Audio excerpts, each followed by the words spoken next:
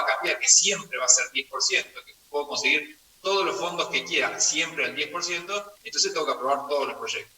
Esa sería una opción.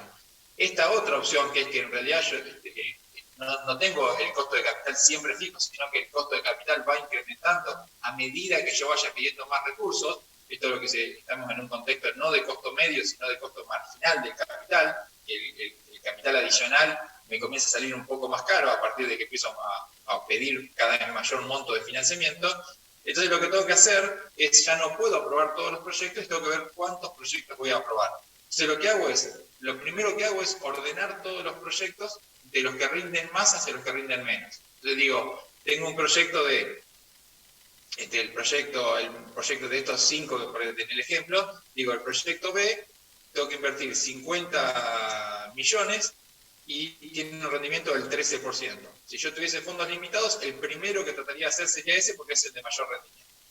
Después el segundo que haría sería el proyecto D, que rinde 12,5%, que sale del cuadro anterior, ¿no? 12,5, que es un proyecto que requiere otra inversión de otros 50 millones. Y entonces acá abajo, en el eje X, por llamarlo de alguna manera, ustedes ponen los primeros 50 millones, lo destino al proyecto B, otros 50 millones más. Si tuviera 100 ya haría el B más el D, porque sería el segundo de mayor rendimiento. Después voy haciendo, por acá, para hacerlo fácil, hice varios proyectos de 50 millones, algunos distintos para que se entienda, pero para que coincida acá rápido en el eje, se hace un tercer proyecto C que rinde 12%, van en ese orden, luego harían el último que haría sería el A porque rinde solo 10,2%. Entonces, ustedes en el eje X, como decía yo, empiezan a ver cuál es el monto de capital que tendrían que invertir. Entonces, en función del capital que van a invertir, saben hasta dónde van a financiar. Lo mismo tenían en este eje, acá en este ejemplo no, pero en este eje ustedes lo que tienen que tener es, este WACC 1 es cuánta plata puedo conseguir hasta esta instancia. O sea, acá capaz que tengo 200.000, no sé cuánto, digo, cuánta plata puedo conseguir de nuevo capital y se mantiene el costo promedio ponderado. A partir de ahí va a aumentar esa tasa, ¿cuánto más? Entonces lo que tengo que ver yo es identificar estos puntos de ruptura para saber los montos, y entonces una vez que tengo montos hago esto, cruzo las dos curvas. Una vez que armé el de oportunidades de inversión, que es ordenar los proyectos, los que más rinden hacia los que menos rinden, y después ya había armado la curva de costo de financiamiento, digo, ¿cuánta plata puedo conseguir al 10%? En este caso eran 150.000 al 10%. A partir de ahí tengo posibilidad de incrementar 50.000 más el financiamiento a una tasa ya de el WACC 10,3 dice. Y a partir de los 200.000 puedo conseguir a 10,9. Con lo cual... Sí. En el gráfico en la parte del WACC sería, vos estás considerando que hasta 150.000 te los van a financiar al 10 y la diferencia, o sea, creo que hay 50.000, o la diferencia que quede en el escalón te lo van a financiar a otra tasa, o sea, vas a tener dos tasas diferentes para el monto que vos pidas, o toda la deuda que vos tomes, ponele, tomaste 180. Si tomaste 180 sí, te financia todo al 10,8 o te financia todo, no sé qué número está ahí. No, lo que voy a hacer es... todo al 10,3 o... No, voy a financiar. Voy a pedir, voy a ir al banco y le voy a decir, primero dame los 150.000 que me dabas a la tasa subsidiada, los tomo todos al 10%. A partir de ahí tomo lo que necesite al 10,3 y si necesito más tomaré al 10,9. O sea, voy agotando las fuentes de la más barata a la más cara. Por lo general hay tasas que son subsidiadas, te dicen, no sé, a las pymes hay un financiamiento de, ahora esta semana creo que salió un financiamiento para mujeres emprendedoras, entonces dice, bueno, hay una tasa del 18%. Nosotros prevemos que la inflación va a ser 40% y te da una tasa del 18% a 10 años, con uno de gracia, es así, es una línea que salió nueva. Imagínense que todo el mundo dice, bueno, quiero sacar ese crédito. Bueno, tiene límites. Imagínense que, no me acuerdo bien el límite cuánto era, pero imagínense que sea 1 millón de pesos. Entonces vos decís, bueno, tengo un proyecto, bueno, 1 millón de pesos tomo al 18. Después digo, bueno, si necesito más fondos, ¿cuánto? Y capaz que el segundo ya lo tenés que tomar al 30. Y después, entonces vos vas tomando las fuentes, la más barata, toda la que te den a esa tasa, después vas sacando otra, después vas poniendo garantías o lo que sea y vas sacando mayor tasa en la planificación. Después ves si la sacás, pero planificás cuántos serían los montos que podrías obtener.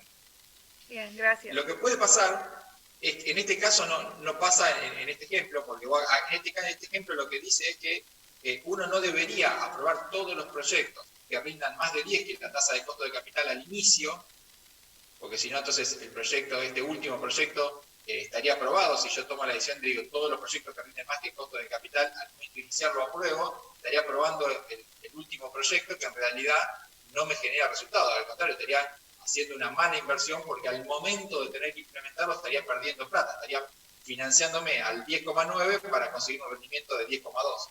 Entonces, lo que dice este programa de costo marginal del capital, que en realidad uno tiene que financiar todos los proyectos desde donde se corten las dos curvas de la intersección hacia arriba. O sea, todos los proyectos que están arriba de la intersección se deberían aprobar y los que están abajo no. En este caso no hay ninguna duda porque los proyectos quedan exactamente arriba o abajo. Ahora, ¿qué pasa si si se hubiese cortado, por ejemplo, el proyecto E en la mitad? Entonces uno dice, bueno, acá yo terminé el proyecto E justo a una tasa de financiamiento que me rinde más que la... Pero ¿qué pasa si el corte hubiese sido, no sé si me entienden lo que quiero explicar, que en realidad tengo en el proyecto E es donde se hace el salto, en la mitad del proyecto E donde hace el salto de tasa, y el WACC me queda arriba del costo del E. ¿Cómo hago para saber si tengo que aprobar el E o no? Donde voy a tener un pedacito a una tasa barata y un pedacito a una tasa más cara. Bueno, ahí lo que tengo que calcular es cuál sería el promedio ponderado para financiar ese proyecto. Cuánto a la tasa barata, cuánto a la tasa un poco más cara, y si el promedio ponderado de ese financiamiento me da más bajo que el rendimiento, lo apruebo, y si no, lo rechazo.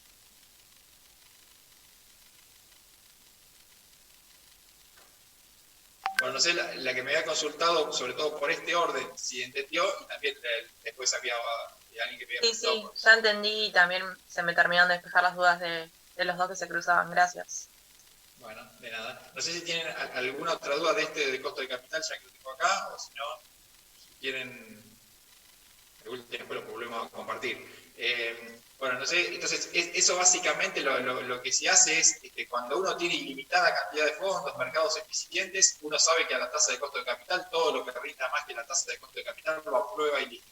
Ahora, cuando uno sabe que hay ciertas limitaciones, ciertas restricciones, y que el costo de financiamiento va a ir aumentando a medida que pida más recursos, necesariamente tengo que hacer estos dos programas, el programa de financiamiento y el programa de inversión. El de inversión, este está sacado creo del libro de Well, que habla del programa de oportunidades de inversión, y el de financiamiento de costo marginal del capital, que suele ser como lo tienen ustedes identificado en los libros.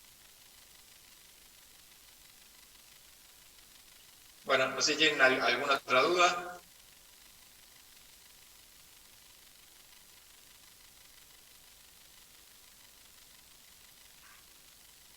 ¿Entendieron bien los... Sí. Perdón. ¿Se sabe cómo va a ser la modalidad del parcial? Si es múltiple choice, para entregar casos. ¿Sabe algo de eso? En la práctica, me imagino que se lo deben haber explicado en la práctica, pero estimo que va a ser como el año pasado. Son todos ejercicios que ustedes van a tener que incorporar una respuesta que es tipo múltiple choice. O sea, el parcial suele ser... no me quiero meter en la parte práctica, pero en teoría seguro van a ser preguntas con múltiples opciones de las cuales ustedes van a tener que elegir una de las opciones o marcar verdadero o falso en cada una de las opciones, o si se le dice, no sé, identificar estas decisiones o acciones, si corresponden, no sé, a la instancia estratégica o corriente, para mencionar algo de lo que mencionamos en la primera clase, podrías tener dos columnas, una que diga estratégica, otra corriente, y marcame cuál es cada una. Pero no tienen que escribir, o sea, ustedes van a tener que decidir sobre lo que se les pongan como opciones. Puede ser una única opción, varias opciones, ponerle verdadero o falso a cada una de las opciones que se le establezca. El sistema permite varios formatos de preguntas, pero van a ser todas preguntas con las respuestas predefinidas. Al menos en teoría. En la práctica creo que puede ser igual.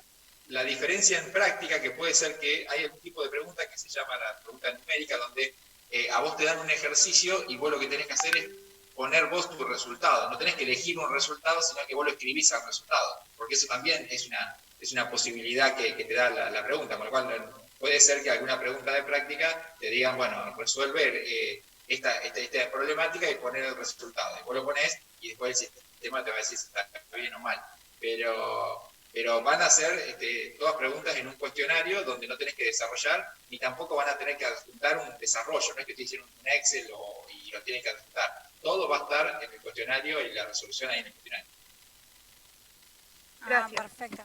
Profe, ¿y Mirá. el tiempo va a ser como, sabrá, tanto para práctica, tanto para teoría o el mismo para ambas? No, es el mismo parcial es el mismo parcial teórico práctico. Voy a decir algo, no estoy convencido de lo que voy a decir porque no sé si la práctica va a usar lo mismo. Yo estimo que sí, por eso me adelanto. El año pasado lo que se hizo fue que eran 10 preguntas, de las cuales eran 3 de teoría, 7 de práctica. O sea, de estos ejercicios eran 10, todas valían un punto cada uno, 3 eran de teorías y 7 de práctica. Obviamente estas preguntas, las 3 de teoría, son preguntas aleatorias, o sea, hay una base por ahí de 50 preguntas, a donde a cada uno le llegan 3. De práctica lo mismo, habrá 100 preguntas, a cada uno le llegan 7. La idea es que después todas las preguntas valen 1 y se saca la nota, que es fácil, es sumar cuántas estuvieron bien sobre el total. Pero bueno, así estaba previsto el año pasado, y yo creo, por lo que entiendo, que este año se va a mantener la misma estructura, van a ser 7 ejercicios de práctica. Que son ejercicios más cortos, no es que van a decir, desarrolla un flujo de fondos, luego aplique la evaluación y cargue el dato. Por ahí te dice, bueno, para armar un flujo de fondos con estas características, determine cuál sería el flujo del año tal, y otro lado es, si tuviera este flujo, calcule el valor y póngalo acá. O sea, van a ser lo suficientemente cortos como para que no tengan muchos procesos que uno, si se equivocó en una etapa de desarrollo, te lleve a una mala conclusión. La idea es acotar la pregunta para que sea bastante más corta, por eso son 7 ejercicios y no 2 o 3 de desarrollo, sino ejercicios mucho más concretos. Eso fue lo que se hizo el año pasado, funcionó muy bien, así que yo estimo que vamos a ir por la misma vía. Perfecto, gracias, profe. Le hago Bien, una consulta. Sí. Usted dijo que por lo de recién, dijo que para sacar en la combinación de la UAC había que sacarlo con promedio ponderado. ¿Dónde está la fórmula esa?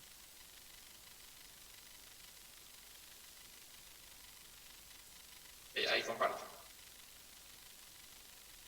Capaz, yo me la sentí.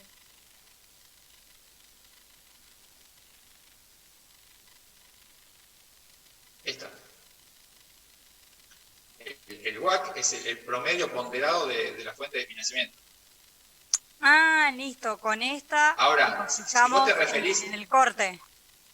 No, aclaro. Esto es lo que es el WACC, cómo se calcula el WACC. Ahora lo que digo yo es, distinto es a lo que yo decía, que si vos cortabas acá, el corte acá en vez de ser horizontal, donde te quedan proyectos arriba y proyectos abajo, hubiera sido vertical, o sea, donde vos tenés una parte del... ¿Ustedes están viendo mi cursor acá? Sí. Entonces, si ustedes lo cortan así, donde van a tener una parte financiado a una tasa más baja y una parte a una tasa más alta, lo que digo yo es, esa fórmula no está, lo que digo es, si vos tenés que el 70% del proyecto lo financiaste al 10% y el 30% al 10,9%, calculás el promedio ponderado de voy a financiar el 70% al 10, 30% al 10,9% y voy a tener un costo promedio ponderado, lo que sería un WACC específico, para poder tomar esta decisión, nada más para saber si me conviene o no aprobar este proyecto, que como me lo puso en el medio, no sé si lo tengo que rechazar o aprobar. Es simplemente para esa situación. Eso es lo que aclaraba. ¿Se entendió ahí lo que quise decir? Sí, entendí. A ver si entendí. Por ejemplo, el proyecto E es de 30, el costo es de 30, ¿no? Sería... La inversión son 30. La inversión son 30 millones. Imagínate que vos tenés 20 millones al 10%, 10 millones al 11%. ¿Cuánto te cuesta financiar el proyecto E? Y el 66% al 10, más el 30% al 11. Si ese promedio ponderado me da menos que 10,8, me conviene tomar plata en esas dos condiciones porque me cuesta menos que 10,8. Si ese promedio me da más que 10,8, no apruebo el proyecto E. Sí, perfecto. Listo, gracias. Profe, para la determinación del WACC, Sí. cuando vos calculás el costo de la deuda, me acuerdo de Conta 7 que, por ejemplo, las deudas sociales no devengaban intereses y es ese tipo de como de relaciones. ¿Pueden aparecer casos así para aplicar? No sé si me estoy explicando bien. Sí, el tema es que ese tipo de deuda, que vos no pagues, que vos te atrases o que tengas una deuda con sueldos, por ejemplo, porque los sueldos vos cortás el 30 de cada mes y tenés que pagar los sueldos el 5, con lo cual te figura como deuda los salarios. En la estructura de costo de capital ese componente no se incluye. O sea, porque en el componente de costo de capital lo que es los proyectos de inversión de largo plazo, o sea, de la deuda de largo plazo. Toda la de corto plazo, que puede ser la que por ahí no incluye intereses, no hay que tenerla en cuenta. O sea, si vos tenés un proveedor que no te cobra por tomarte una semana más o una semana menos para pagarle, eso no se incluye en este análisis. Recuerden que cuando hablamos de costo de capital, es el costo promedio ponderado al cual se financia la empresa a largo plazo. O sea, no tengo en cuenta todos los financiamientos de corto plazo, nada de capital de trabajo, nada de decisiones coyunturales, si son descubiertos o no transitoriamente por un par de días. Eso no lo tomo dentro de lo que son las variables del costo de capital, porque quiero ver cómo planteo el negocio a largo plazo. Lo otro tiene que ver con análisis de capital de trabajo, si estoy financiando bien o mal la operación de corto plazo, no la inversión, ya es la operación. Bien, Y el capital, para el capital de trabajo, que por ejemplo en un flujo de fondos lo incorporamos, en esto del costo de capital, ¿no? No. Para el flujo de fondos tenés que incorporarlo. Después, cuando lleguemos a la clase de capital de trabajo, vamos a ver cómo analizar si sos eficiente o no en la gestión del capital de trabajo. Porque una cosa es saber si uno es eficiente gestionando la empresa y otra cosa es si yo estoy tomando buenas decisiones de inversión. La decisión de inversión es de largo plazo. Digo, el financiamiento de largo plazo versus el rendimiento de mis inversiones que estoy haciendo con esos fondos. Esa es la primera decisión. Por eso que en costo de capital solo se tiene en cuenta las fuentes de financiamiento permanente que uno definió para financiar el negocio. Cuando analicemos después gestión de corto plazo, capital de trabajo, que es la segunda parte de la materia después del primer parcial, ahí van a ver que uno puede ser más eficiente o menos eficiente, puede tener mayor nivel de inventario o menor nivel de inventario, y eso lo que le va a permitir es mejorar la rentabilidad de esa operación, hacer más eficiente la operación, pero no afecta a esta instancia de a qué fuente de financiamiento podría la empresa financiar proyectos de inversión. Eso se separa de este análisis. Perfecto, gracias. De nada.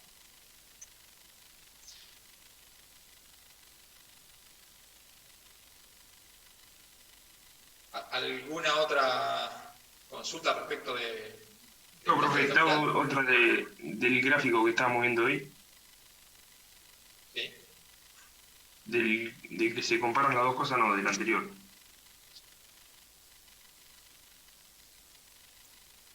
¿Ahí están viendo? Sí. Sí, el anterior a ese. A ver. Pero no sé por qué no lo... ¿Ese? No, creo que el anterior me parece. Ese. ¿Ese? Sí, el BP de deuda y el otro, ¿no sería una combinación? No lo entendí sería? en el gráfico. No lo entendí en el gráfico. Son los digo, puntos de ruptura. Son estos puntos de ruptura que están acá, esta fórmula de puntos de ruptura, pues... Lo que me confundió es que uno Sí, no habla de utilidad y otro de deuda. ¿No sería Sí, combinación? exacto. Sí, Porque, por ejemplo, si vos te estás financiando con deuda y seguís con deuda, no sería, digamos, deuda y utilidad retenida, ¿o no? no, claro, a ver, esto es un ejemplo, digo, esto podría estar al revés, podría tener primero un salto porque se me agotó una deuda y seguir teniendo utilidades, porque tuve muchas utilidades, puedo haber tenido un salto primero, después tener salto por porque se me terminan las utilidades y después volver a tener otro salto más porque la deuda me vuelve a subir. Estos saltos se salen en estas fórmulas que están acá, es decir, ¿cuál es el monto de un capital que puedo conseguir una determinada tasa permanente y cuánto voy a financiar con esa parte del capital? Vamos a hacer un ejemplo. Si yo tengo 1 millón de pesos de utilidades, o sea, yo en el año gané 1 millón de pesos y tengo 1 millón de pesos, y yo quiero financiar 50% con deuda y 50% con capital propio, uno podría decir, la parte del capital propio con las utilidades retenidas, yo hasta cuánto puedo aportar para nuevos proyectos de inversión. Yo tengo 1 millón de utilidades retenidas. Puedo aportar mi parte en inversiones de hasta 2 millones. ¿Por qué? Porque si yo decido realizar 2 millones de inversiones, yo tengo que poner 1 millón de capital propio y el otro millón de deuda, con lo cual el punto de ruptura de las utilidades retenidas se calcula con el monto de las utilidades retenidas dividido cuánto quiero financiar yo con capital propio. Entonces, si yo tengo, por ejemplo, 1 millón y quiero financiar 50% con capital propio, esto me va a dar 2 millones. Lo que quiere decir es que cuando llegue a 2 millones de inversiones, a partir de los 2 millones, voy a tener un costo que va a saltar porque el costo del capital propio ya no tengo utilidades retenidas, voy a tener que emitir acciones que es más costoso, que es lo que vimos. Por lo cual, ya sabemos que un punto de ruptura se da siempre cuando se terminan las utilidades retenidas, que es, en este caso, esos 2 millones.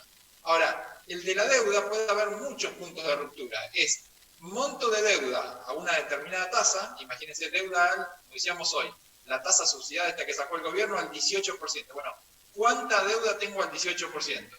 Entonces acá decimos, imagínense que el gobierno dijo 500.000 pesos le voy a dar al 18%. Entonces yo pongo monto de deuda a esa tasa, una tasa fija del 18, pongo 500.000.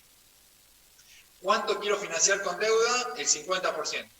Entonces en el cuadro siguiente, en este cuadro siguiente, lo que voy a tener es, ¿cuál es el primer punto de ruptura? Y 500.000 dividido 0,5 me da 1 millón.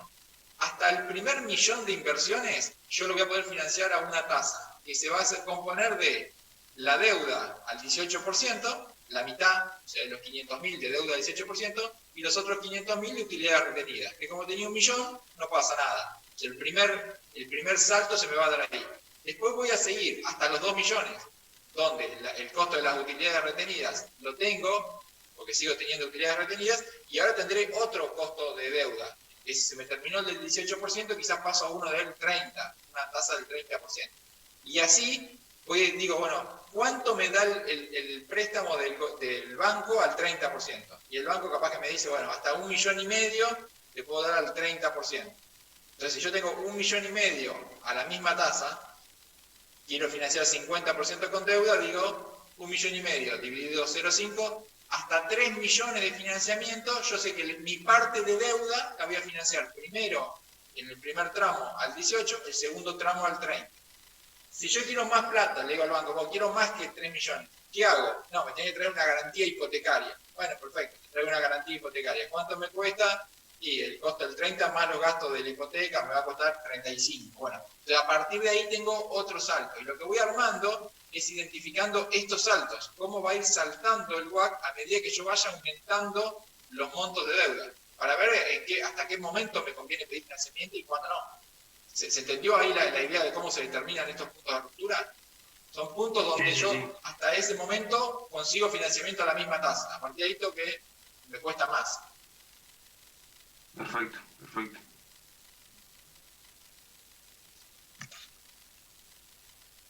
Bien, ¿alguna otra duda?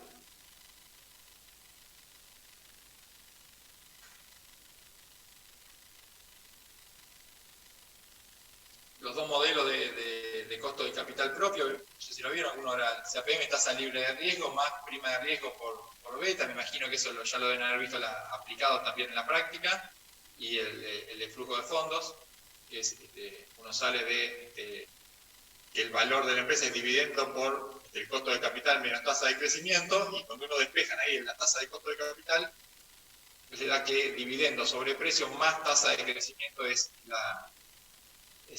es la fórmula de determinar el costo de capital propio. Digo, ¿cómo determina uno el costo de capital propio? A veces es la pregunta que se hace en las pymes o las empresas que no cotizan y no tienen esa referencia en el mercado. Entonces, a veces se calcula en función de, si lo hacemos a través del modelo de flujo de fondos, lo más complejo es determinar el valor de G, de la tasa de crecimiento, y si lo haces a través del modelo de CAPM, ahí tenés todos los datos, se suelen sacar del mercado, pero lo difícil es estimar el rendimiento esperado del mercado, porque es difícil, porque como los inversores tratan de anticiparse y tomar hoy la decisión, es difícil poder saber cuál va a ser el verdadero plus de riesgo que va a terminar pagando el mercado a futuro por el diferencial entre asumir riesgo comprando acciones versus comprar un título sin riesgo. Pero bueno, son dos modelos que si ustedes ya lo aplicaron en la práctica van a ver que en realidad son pocos datos y son modelos que se usan muchísimo porque esa simplicidad te ayuda a que todo el mundo lo aplique, hay muchos datos disponibles, entonces el uso es bastante generalizado.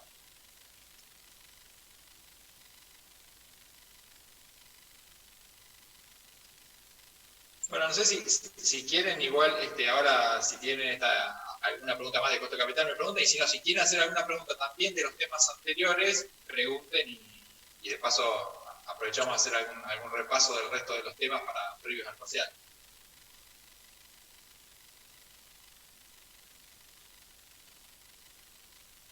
Ya les digo que les anticipo que en realidad en el parcial no se van a pedir definiciones, no se van a pedir, o sea, no va a haber cuestiones de conceptos, sino que más bien es entender lo que fuimos viendo, o sea, entender si te hace una pregunta sobre, no sé, la diferencia entre función financiera y función de la gerencia financiera para ver las primeras clases, o de decisiones estratégicas versus decisiones corrientes, o en proyectos de inversión, componentes para armado de un flujo de fondos, o contradicciones entre VAN y TIR, por qué se puede generar, qué soluciona TIR modificada de los problemas de la TIR, este tipo de cosas, más de entender lo que venimos debatiendo acá en estas charlas, más que no le va a decir defina TIR modificada, eso no va a pasar, va a decir, bueno, en qué es mejor TIR modificada que TIR, qué problema soluciona y qué no soluciona, ese tipo de cosas va a ser las que va a preguntar.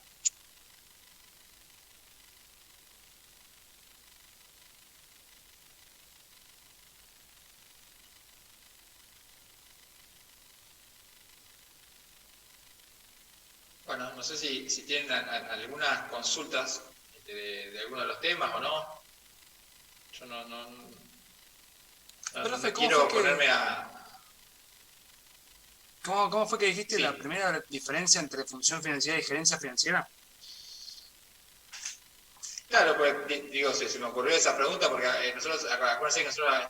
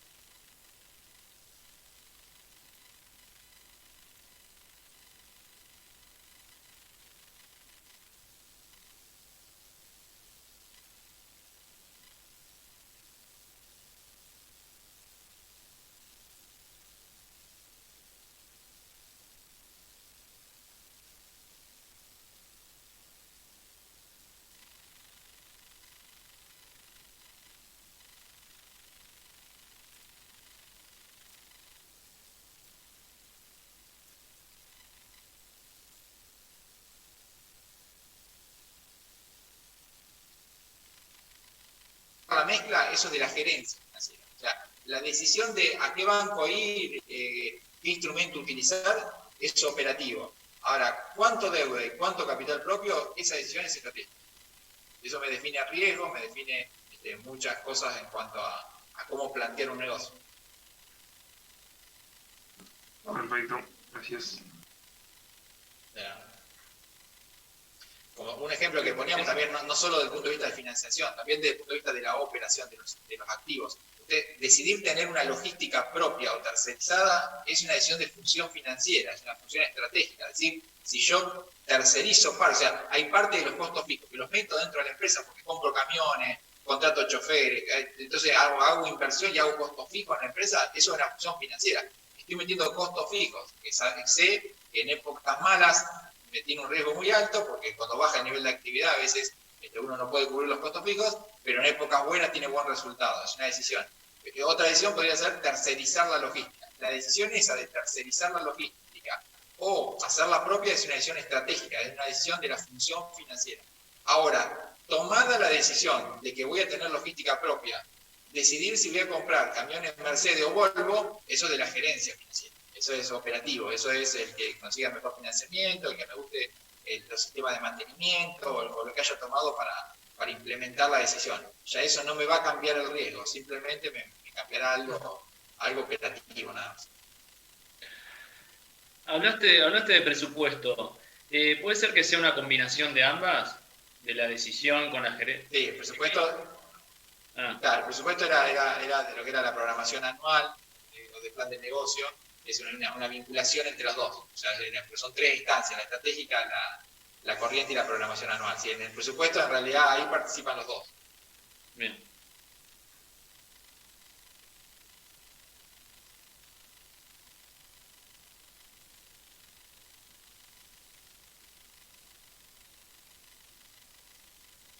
Bien, no sé si tienen algunas dudas. Recuerden que por ejemplo, cuando hablamos de TIR, que no sé, se me ocurren preguntas, yo no me acuerdo que hay un montón de preguntas en el banco de preguntas, pero digo, si le dicen cómo solucionar problemas por ejemplo, si tienen flujo de fondos no convencionales y tienen que calcular TIR, ¿ustedes qué dirían?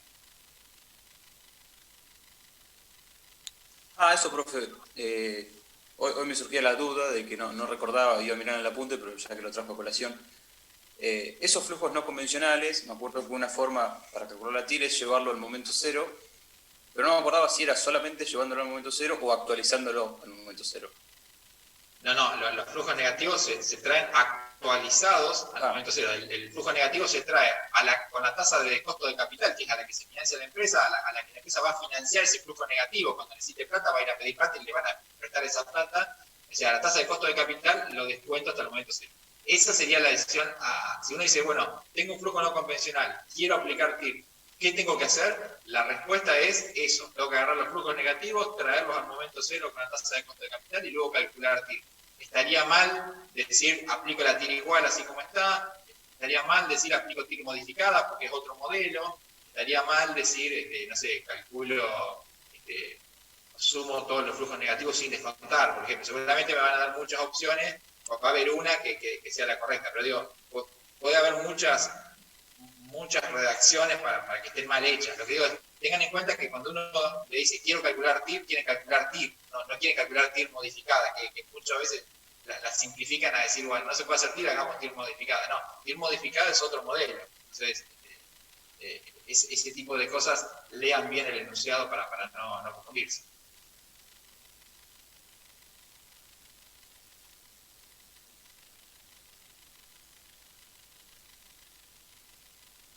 Después, por ejemplo, no sé, algo que puede ser en alguna pregunta, pensando, cuando uno habla de costo del capital, que era el tema de hoy, cuando uno habla del costo promedio ponderado del capital, cuando uno habla del WACC, ese costo promedio ponderado del capital, a veces se habla también del rendimiento promedio de los activos. ¿Por qué? Porque si uno dice el promedio ponderado de cuánto me cuesta el financiamiento, es igual al promedio ponderado de cuánto rinden los activos. Entonces, si uno mira en una empresa y dice el promedio ponderado del pasivo y patrimonio es lo mismo que el promedio ponderado del rendimiento de los activos. Con lo cual, a veces puede haber alguna pregunta que te diga, no sé, la empresa se financia el promedio del rendimiento de su activo, y sí, en realidad el promedio del rendimiento del activo coincide con la tasa promedio de financiamiento. El promedio ponderado del financiamiento es lo mismo que el promedio ponderado del activo. Digo, creo que no había preguntas de esas, pero a veces en los finales hay algunas preguntas donde te dice, bueno, que se considera como costo de financiamiento. Si una empresa se financia al rendimiento promedio de sus inversiones, sí, es razonable. Pero bueno, digo, eso lo aclaro nada más porque no me acuerdo si en todas esas preguntas que hay una bolsa de preguntas grandes, hay alguna relacionada con ese tema.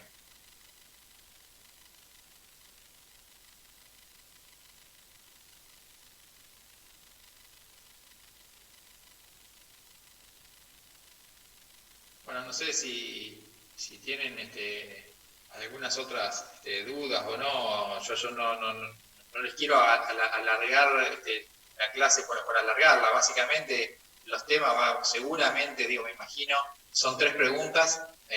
Nosotros podemos agrupar por temas. Nosotros normalmente cuando se arma ese banco de preguntas uno la va clasificando por temas, por lo cual seguramente haya una pregunta que esté todo relacionada con lo que es la primera parte de la materia, esto de función financiera, la decisión estratégica operativa de programación anual, una va a venir por ahí, otra seguramente va a venir por el lado de inversiones, flujo de fondos, modelos de inversión, comparación de modelos y demás, y alguna otra va a venir por el lado de costo de capital.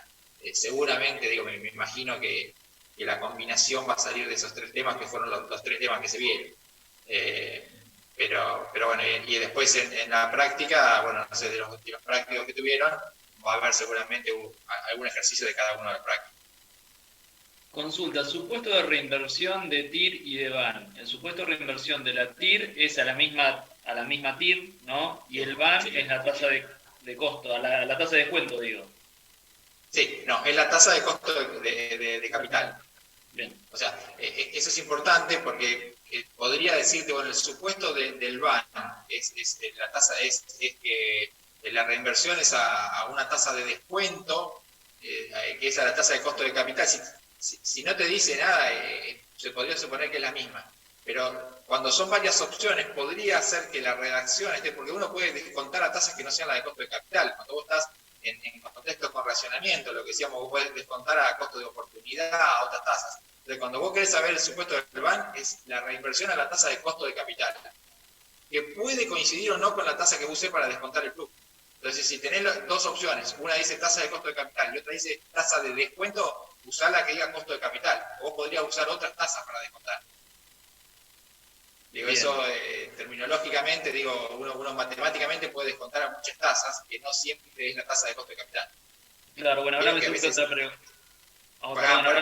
pregunta. Hay preguntas en los finales y eso de ese tipo, porque vos muchas veces vos haces un proyecto y decís, bueno, calculo el BAN a distintas tasas. Como no sé la tasa todavía de costo de capital, porque normalmente uno analiza la inversión y después el financiamiento, por ahí decís, bueno, calcula el BAN al 5, al 10, al 15, al 20 de tasa y tengo un rango de valores en función de la tasa. Después miro la tasa y la aplico. Entonces por eso que la tasa de costo de capital puede coincidir o no con la tasa de descuento. Siempre el supuesto es reinversión a tasa de costo de capital.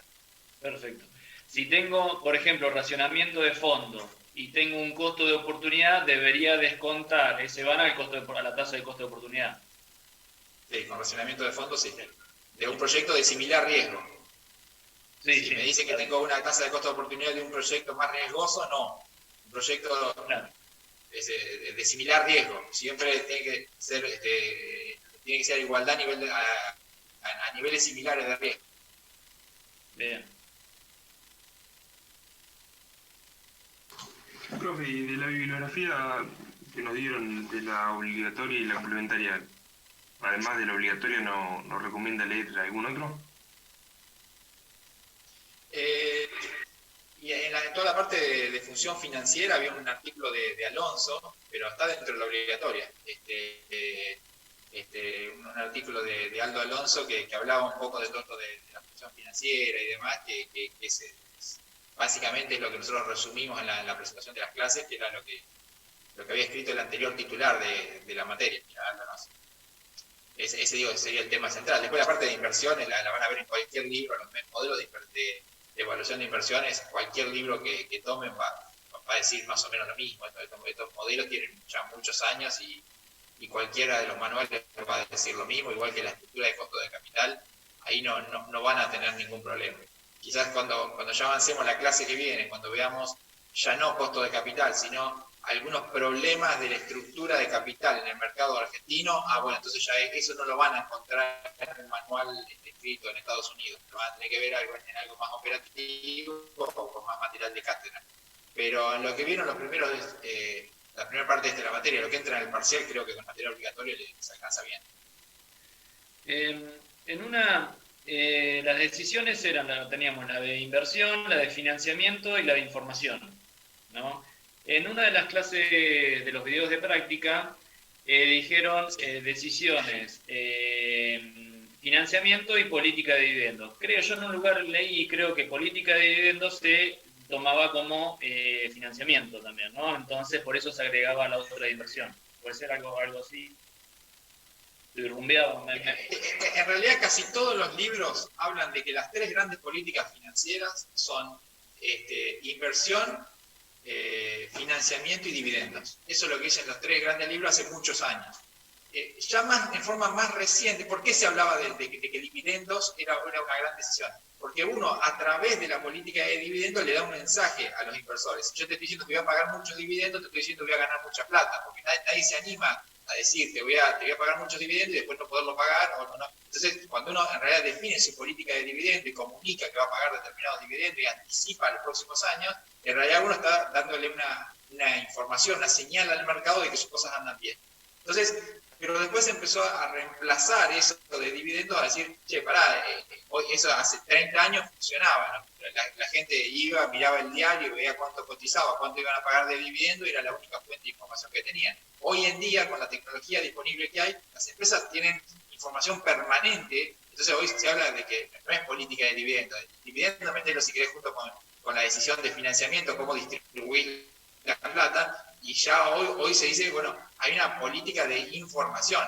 Pero está bien, el que ponga el dividendo, leyó un libro hace un par de años más desactualizado, pero nada más que eso. Hoy en día lo que se dice es, se gestiona información porque no es solo dividendo. Vos hoy informás a través del diario, a través de comunicaciones de prensa, a través de no sé, si ustedes ven, no sé, los comunicados por tweet que hacen el dueño de Tesla, por ejemplo, que dice voy a hacer tal cosa, voy a comprar Bitcoin, voy a hacer esto. O sea, el tipo está continuamente tirando información de cuáles son sus estrategias de negocio. Entonces, brinda información en forma permanente, y entonces ya es mucho más que esperar una vez por año a ver cuánto distribuye el dividendo. Entonces ya hoy se hace como algo mucho más complejo. Hoy hay gerencias de información que miden el mercado y dicen, bueno, nos conviene informar que hicimos alianza en tales mercados, no. O sea, cuánta información darle al mercado para que el mercado pueda evaluar eficientemente cuánto valen nuestras acciones.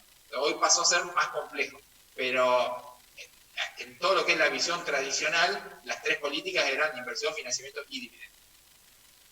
Así que está bien, puede ser que algún trabajo práctico lo hayan usado con esa estructura, no estaría mal.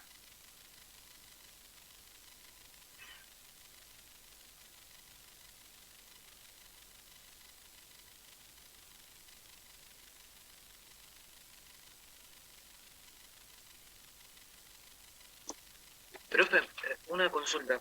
Recién había dicho hace un rato que la WACC era igual al rendimiento promedio de los activos, ¿puede ser? Así como definición.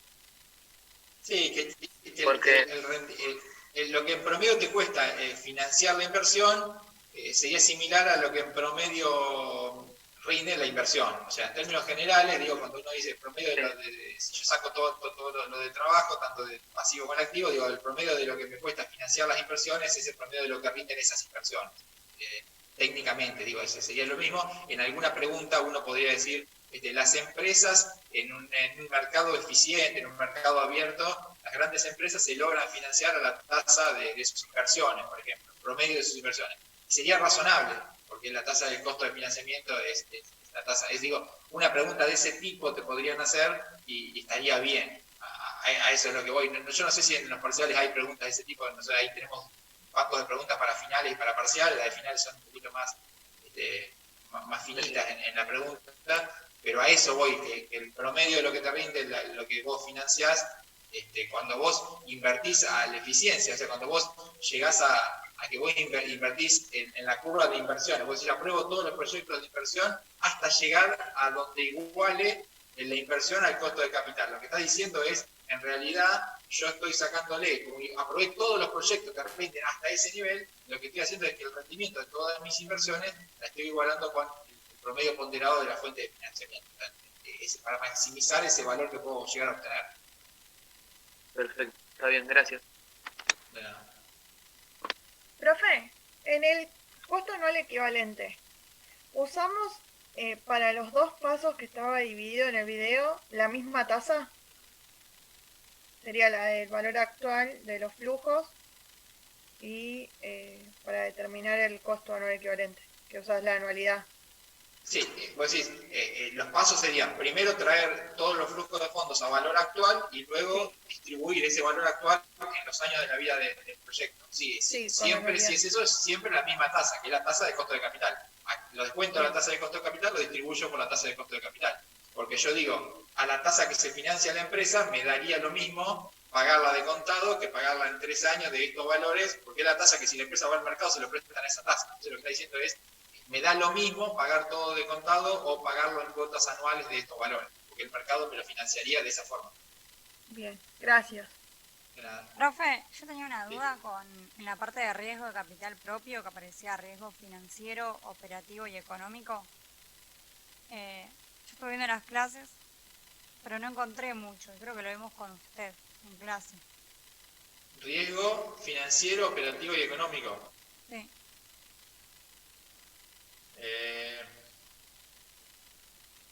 ¿Te referís a apalancamiento o no? A ver, puede ser que figure así.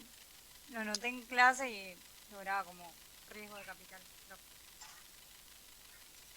Yo me imagino que te debes referir, no sé, ¿vos lo tenés anotado en una filmina o lo tenés anotado como un comentario? No, como un comentario mío. Yo no lo encontré después.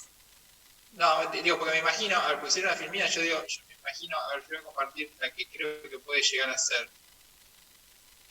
Aguárdame un segundo, para ver si es puede esa. Puede ser que haya anotado mal porque después no lo volví a encontrar. No, pero sí, pero tiene algo que ver. El riesgo el riesgo de un negocio tiene que ver con cuestiones operativas y cuestiones financieras, así que eso puede ser. A ver, aguántenme a ver si es esto de apalancamiento, ya lo definimos rápido.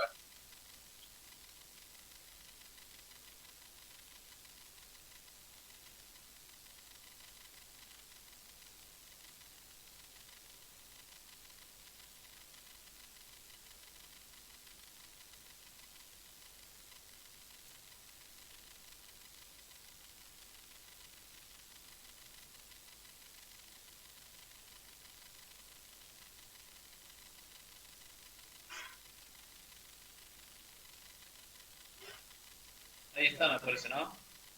Es.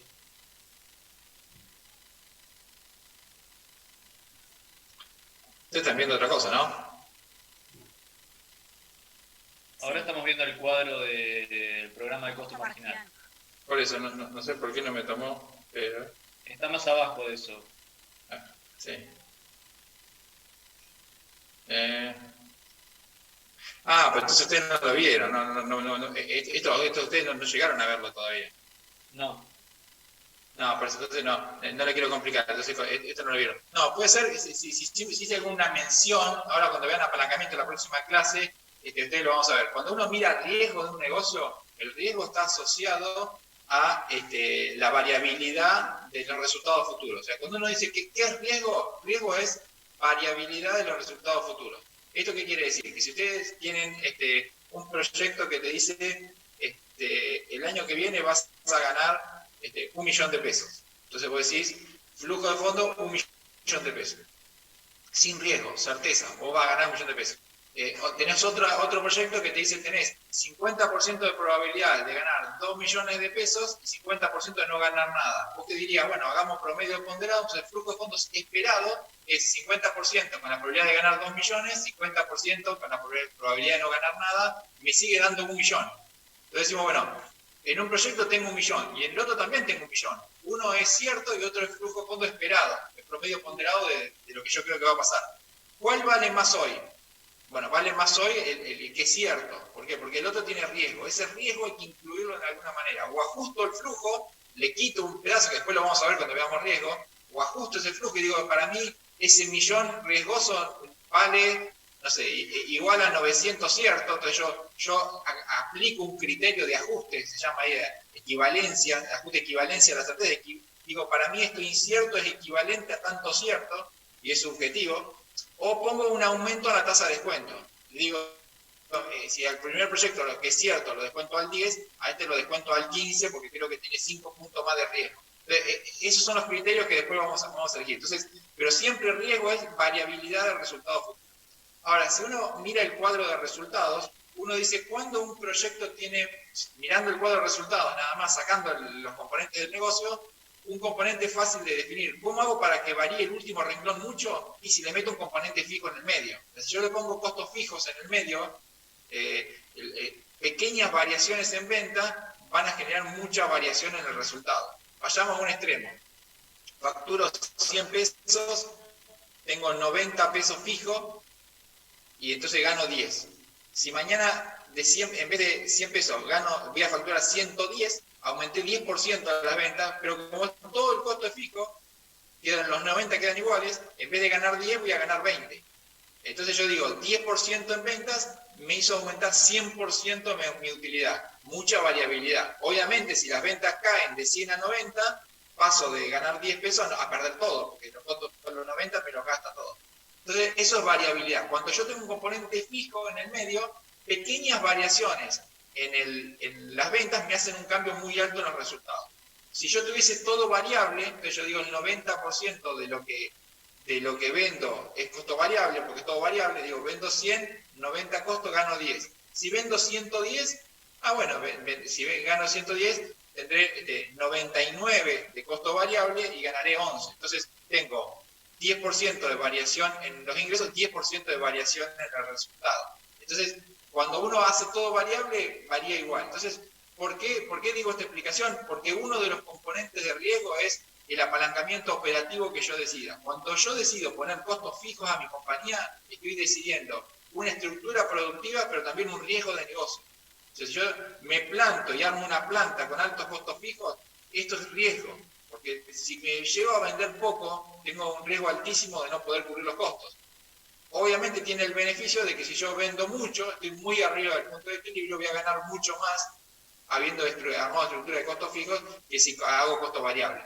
Entonces, un riesgo del negocio tiene que ver con cómo planteo yo mi estructura de costo fijo y costo variable. Desde el punto de vista de la inversión, que es esto, activo fijo o no. Y lo mismo desde el punto de vista del financiamiento. Si yo tomo costos fijos de financiamiento o costo variable, ¿qué sería tomar costos fijos de financiamiento? Tomar deuda, donde yo pago un monto de intereses, me vaya bien o me vaya mal, es fijo. En cambio, si yo tomo deuda con accionistas, lo que pasa es que yo le voy a pagar, si me va bien le pagaré mucho y si me va mal le pagaré poco, porque es variable. Ese es el gran componente, no sé si te refieres a algo de esto, de operativo y financiero en cuanto al riesgo. No sé qué comentario puedo haber hecho, puede haber ido por ahí. Puede haber riesgo de coyuntura, de dónde está el negocio plantado, el riesgo de contexto, el riesgo sistémico del lugar donde está el negocio, que ya no pasa por la decisión propia, sino por una decisión de contexto. Pero bueno, no sé en qué marco hice ese comentario, pero te tiro esto si te sirve para algo, y si no, si me le das un marco más, capaz que puedo haber apuntado a alguna otra cosa. No, sí, más o menos algo así tenía anotado. Listo.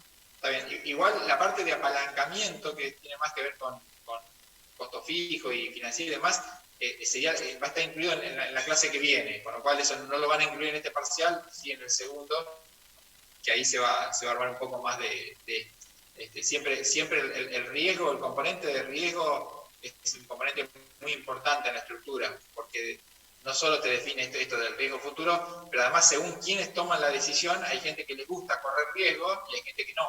Entonces ya hay análisis y demás sobre, por ejemplo, la edad de la gente que está en el directorio de la empresa, te define el nivel de endeudamiento en parte de muchas empresas. Si vos analizás una muestra de 1000 empresas y decís cuántas tienen directorios mayores de 70 años y cuáles tienen menor y qué decisiones de endeudamiento toman, y está muy marcado que la gente mayor toma menos deuda. ¿Por qué hace eso? Porque la probabilidad de recuperarse de un fracaso es mucho menor. O sea, uno en su esperanza de vida dice, si uno corre riesgo cuando es joven, cuando uno es grande no quiere arriesgar lo que hizo, porque si le va mal no tiene mucho tiempo para recuperar el error. Entonces, por lo general, a medida que van aumentando la edad de la gente, se hacen más conservadores y corren menos riesgo. Por eso que a veces las empresas cometen el error o se les complica cuando tienen comités directivos que toman las decisiones de gente muy grande, que tienen muchísima experiencia en el negocio, pero por su edad y su predisposición a no correr riesgos, les hacen quizás perder oportunidades. Entonces, a veces las empresas tienen que ir cambiando estos comités para tener una mezcla adecuada entre experiencia y también correr algún riesgo, porque vos, si no corres el riesgo vos, lo corre tu competidor y quizás vas perdiendo participación en el mercado. Pero bueno, me estoy yendo un poco de finanzas más a estrategia, me parece. Gracias, profe. No, de nada. Bueno, no sé si tienen alguna otra duda.